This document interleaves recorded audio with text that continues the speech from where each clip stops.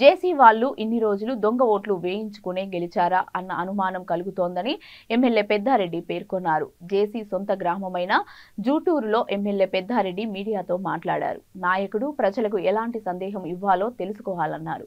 జేసీ పవన్ రెడ్డి తన తమ్ముడి కోసం ధైర్యం చేసి యువత 2 ఓట్లు వేయండి అని చెప్పడం ఏంటని, ఈ విషయంపై ఎలక్షన్ కమిషన్ కు ఫిర్యాదు చేశామని అన్నారు.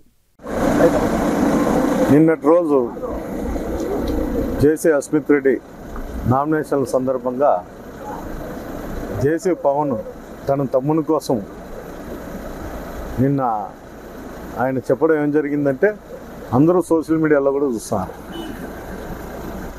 ప్రతి ఒక్క యువకుడు ధైర్యం చేసి 2 ఓట్లు వేసి మా తమ్ముని గెలిపించండి అని చెప్పడం జరుగుతుంది.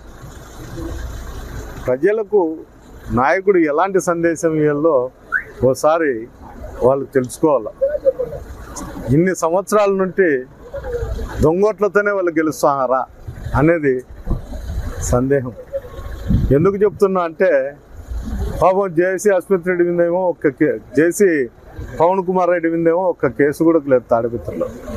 అతను తాడిపత్రికి చుట్టం చూపుగా వచ్చి పోతుంటాడు.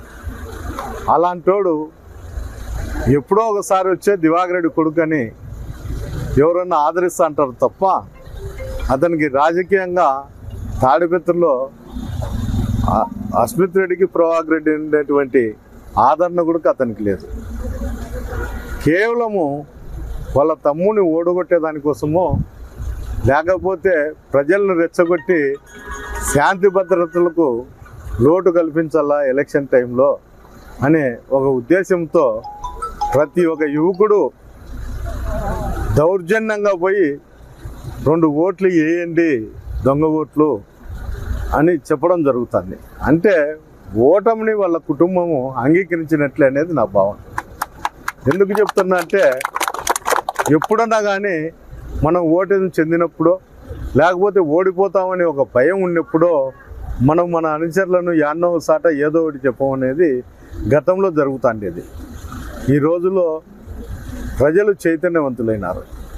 వాళ్ళ పిల్లలను కూడా ఎక్కడో దూరం చదివించుకొని మంచి చదువులు చెప్పించుకొని వాళ్ళు కూడా గ్రామాలలో వాళ్ళ జీవనశైలిలో కూడా మారుతుంది.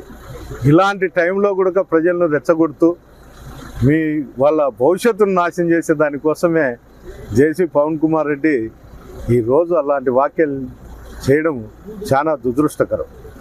ఎందుకంటే అతను చూసింటాడు వాళ్ళ నాయన్ను, వాళ్ళ చిన్నాయన్ను. మా చిన్నాయన మా నాయన ఈ